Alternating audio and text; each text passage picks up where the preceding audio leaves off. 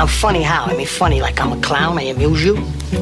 I make you laugh? What do you mean funny? Funny how? How am I funny? Deck the halls with boughs of holly. This is a full-blown 4-alarm holiday emergency here. 'Tis the season to be jolly. Why are you smiling like that? I just like to smile. Smiling's my favorite. Don we now our gay apparel. Santa's coming to town! Santa! Troll the ancient Yuletide carol. Oh, my God! Say, kids, what time is it? It's that time of year. Oh, gosh. Welcome to the 2018 edition of the Holiday Humor Blog, affectionately known through the years as the Gong Show without a gong. This is Erwin Krasnow, wishing you and yours happy holidays. I'd like to start off this year's festivities with a story about a man who went to his barber to get a haircut before he left on a vacation trip with his wife to Rome. He was telling the barber about the trip when the barber said, "Rome? Why would anybody go there, especially during the summer? It's crowded and it's dirty. So how are you getting there?" The man said, "We're flying on Alitalia." "Alitalia," exclaimed the barber. "That's a terrible choice. The planes are old. Planes are always late. You should have asked me first, as I frequently fly to Rome. And where are you staying?" "Oh, we booked a room at Massimo d'Azeglio." "What? Is that hotel still in existence?" "It's a dump." "What are you going to do when you get there?" "Well, my wife and I are going to go to the Vatican, and we hope to see the Pope." "Yes," said the barber, "you and thousands of people. You'll never get close." A month later, the man came back for another haircut after his trip to Rome. The barber asked about the trip. The man said, "Oh, it was wonderful. We flew in a brand new Alitalia plane, and it was so overcrowded, we got bumped to first class. And the hotel was fantastic. They had just finished remodeling and were overbooked, so they gave us the presidential suite at no extra charge." Well, the barber said, "I know you didn't get to see the Pope." "Oh, yes, we did," the man explained. "A Swiss guard tapped my wife on the shoulder and explained that the Pope likes to meet visitors. He then escorted us into an anteroom and said the Pope would be with us shortly. Well, the Pope walked through the door 5 minutes later. I knelt down as the Pope spoke a few words to me." "Really?" the barber said. "What did he say to you?" "He said, 'Where'd you get that lousy haircut?'" Season's greetings from yours truly, John David, Senior Advisor at the National Association of Broadcasters. This elderly woman walks into this old country church, and there was a great usher there that was very friendly and helped her up the flight of stairs and said, "Where would you like to sit, ma'am?" She said, "Well, I'd like to sit on the very front row if I could." He said, "Well, you may not want to do that because the pastor here is really boring and there's no way out if you are sitting on the front row." And she said, "Oh, maybe you don't know who I am." And he said, "Well, who are you?" And she said, "Well, I'm the pastor's mother." He said, "Do you know who I am?" And she said, "No." And he said, "Good." And then the wife asked her husband to go down to the grocery store and shop for her and buy a carton of milk. And if they have grapefruit, get 6. Well, the guy came back a few minutes later with 6 cartons of milk. And the wife says, "Why did you buy 6 cartons of milk?" He said, "Well, they had grapefruit." This is Dick Wiley, and it's always a great pleasure to participate in another Krasnow's Holiday Humor Blog. And I have 2 brief stories for you today.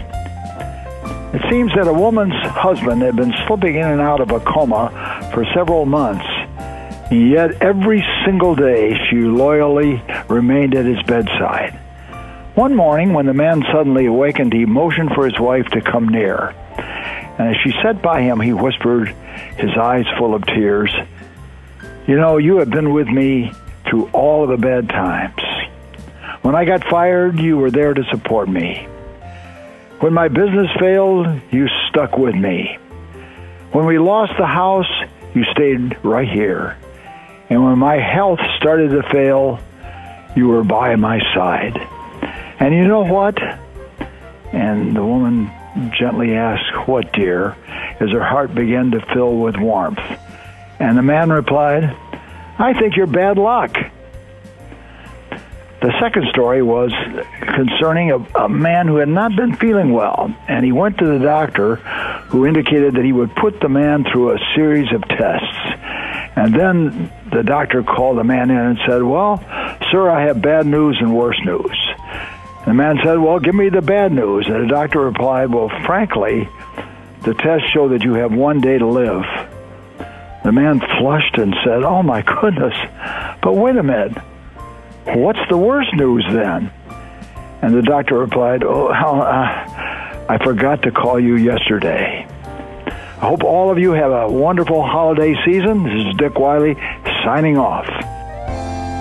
Happy holidays, happy holidays, happy holidays to you. It's Bob Fox calling from the Pacific Palisades. I love a Rodney Dangerfield joke. He said he was so ugly when he was born that his doctor slapped his mother. He also said they were so poor that he had no toys. And he was thankful that at least he was a boy and he had something to play with. Here's a good one for you. An elderly Jewish cab driver is sitting in his cab, and a stark naked woman jumps in the cab. And the cab driver doesn't start his motor. He is just sort of looking at her. The woman says, "What's the matter, old guy? Haven't you ever seen a nude woman before? Why are you looking at me like that?" And he says, "Lady, I'm not looking at you like that." He says, "I'm just wondering where you are hiding the money to pay for the ride." Happy New Year and happy holidays to everyone. Hi, it's Gene Loving with Max Media, one of Erwin Krasnow's happy clients. Here are my jokes for this Christmas. How do you know you're reading one of Donald Trump's books? It starts with chapter 11. What is Donald Trump's favorite place to shop? Walmart. Happy holidays. It's Judge Michael Krasnow and, more importantly, Erwin's son. So, a wife was making a breakfast of fried eggs for her husband. Suddenly, her husband burst into the kitchen. "Careful," he said, "careful. Put in some more butter. Oh my gosh, you're cooking too many at once. Too many. Turn them. Turn them now. We need more butter. Oh my gosh, where are we going to get more butter? They're going to stick. Careful, careful. I said be careful. You never listen to me when you're cooking. Never. Turn them. Hurry up. Have you lost your mind?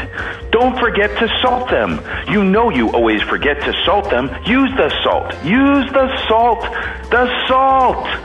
The wife stared at him. "What in the world is wrong with you? You think I don't know how to fry a couple of eggs?" The husband calmly replied, "I just wanted to show you what it feels like when I'm driving." Erwin, hi. This is Roger Raffson calling from CMS Station Brokerage with a couple of stories to tell. The first is the story about two trees in the forest. One was a beech, the other was a birch. And because they spent their whole lives together living next to each other, they were very good friends. One day they noticed that in between them was a new sapling, and one thought he was the son of a beech, and the other thought he was the son of a birch. And they were not agreeing on that. That was a disagreeable point.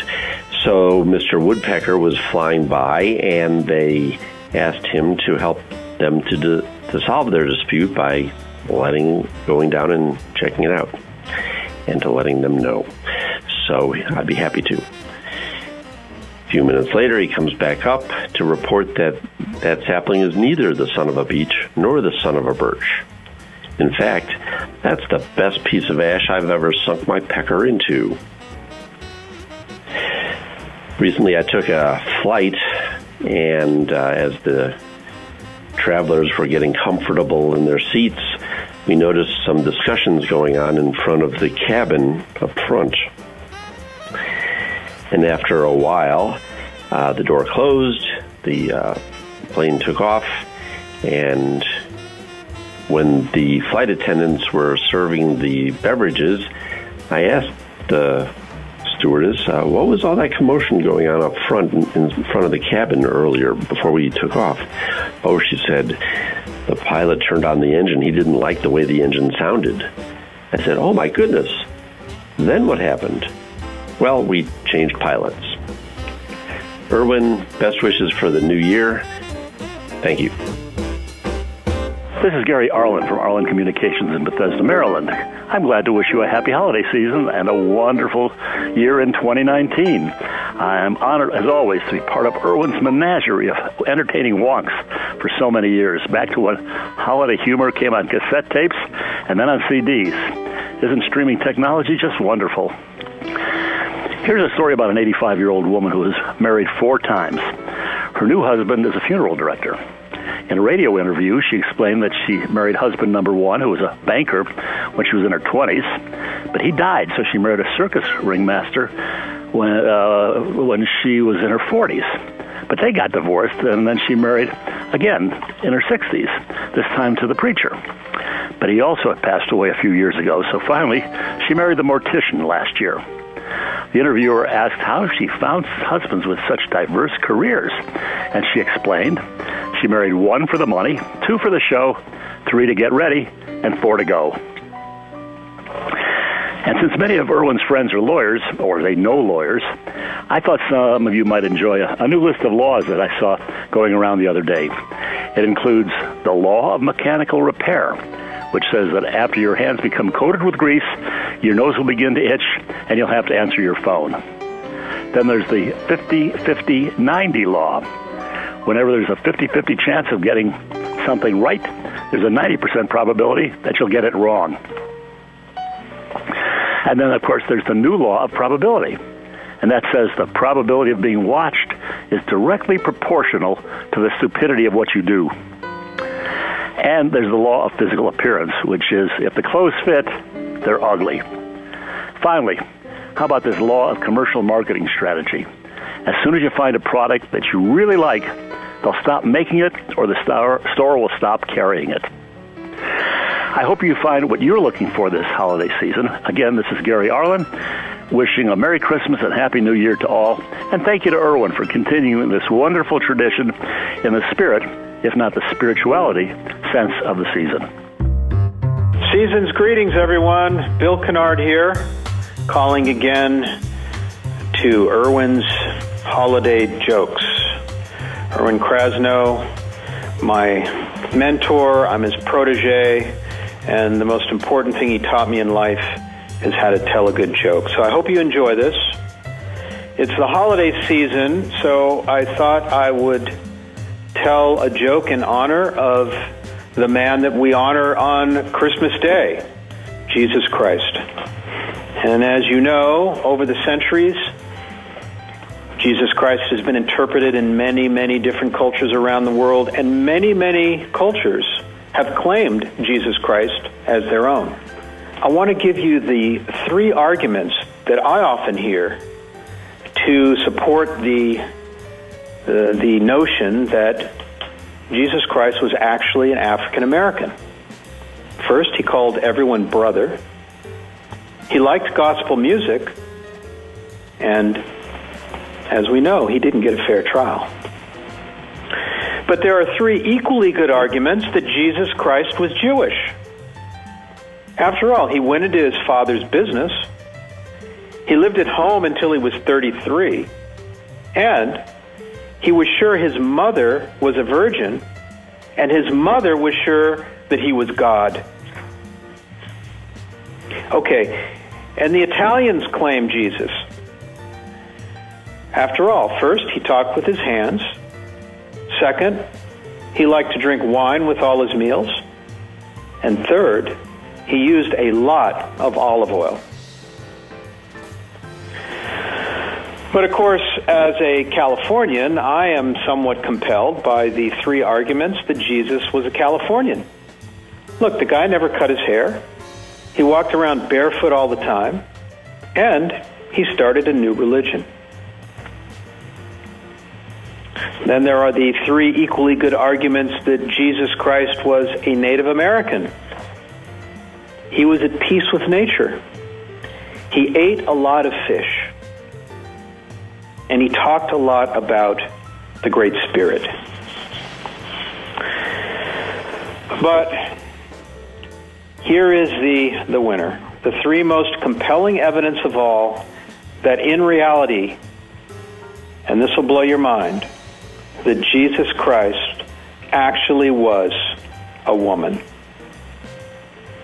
He fed a crowd at a moment's notice when there was virtually no food.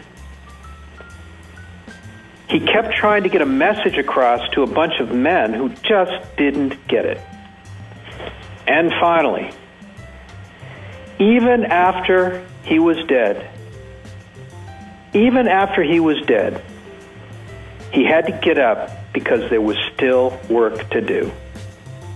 Happy holidays, everybody. Talk to you next year. Hi, everybody. Ray Sater here in Houma, Louisiana, gateway to Cajun country and home to our good friend Boudreaux. Hey, by the way, Boo became a painter, and to save expenses, he began thinning the paint. When he got a job to paint a huge new church, he thinned the paint even more because of its size. While he was on the ladder, a violent thunderstorm came up, and a lightning bolt sent Boo to the ground. He knew instantly he had angered the Lord, and he cried out, my Lord, I'm sorry, how can I make this up with you? And then a booming voice cried out, repaint, repaint, and thin no more. I'm sorry about that, I couldn't resist. Boudreaux bought a new pick-em-up truck, and he was on the country road when he noticed something white keeping up with him. And he was amazed to see it was a chicken with 3 legs. He speeded up to 50 miles an hour, and the chicken not only kept up, it sped past him, and about a half mile ahead, it turned into a farmyard. Boo followed, but didn't see the chicken. So he asked the farmer standing there if he saw it. But yeah, he said, we raised him here. Well, why 3 legs? He said, because people like drumsticks, they give us more profit. Well, how do they taste? Boo asked. Well, maybe we don't know. We never could catch one.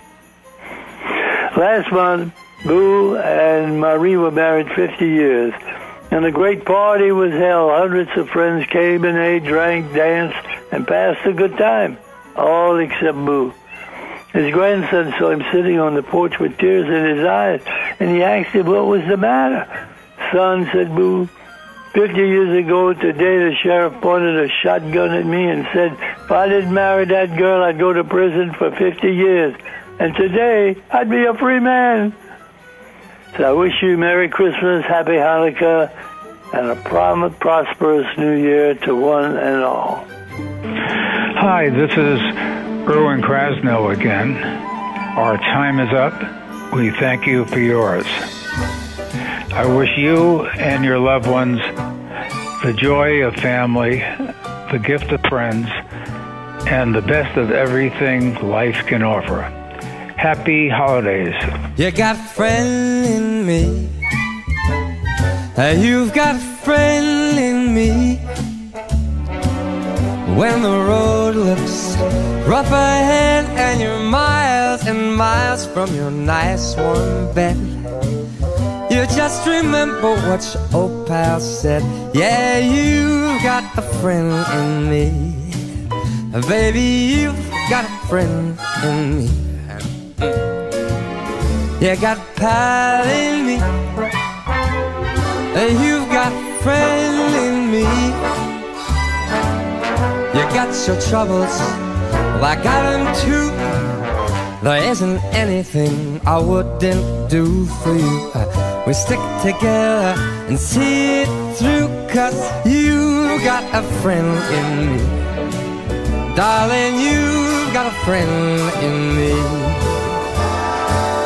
Now some of the boys might be a little smarter than I am, or bigger and stronger too, maybe, but none of them is ever gonna love you the way I do. Oh, it's me and Julie, and as the years go by, our friendship will never die. You're gonna see it's a destiny, 'cause you've got a friend in me. My baby, you've got a friend in me.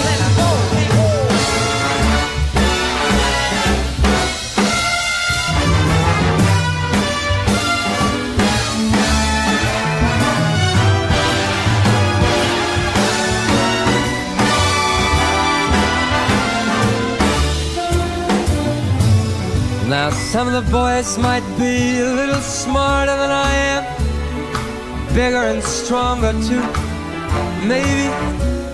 None of them is ever gonna love you the way I do, 'cause it's me and you. And as the years go by,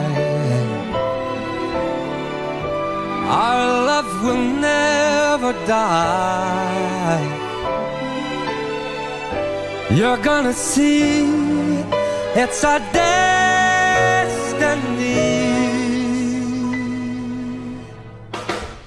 You got a friend in me, baby, you've got a friend in me. You, me, you and me. You got a friend in me, my darling, you got a friend in me.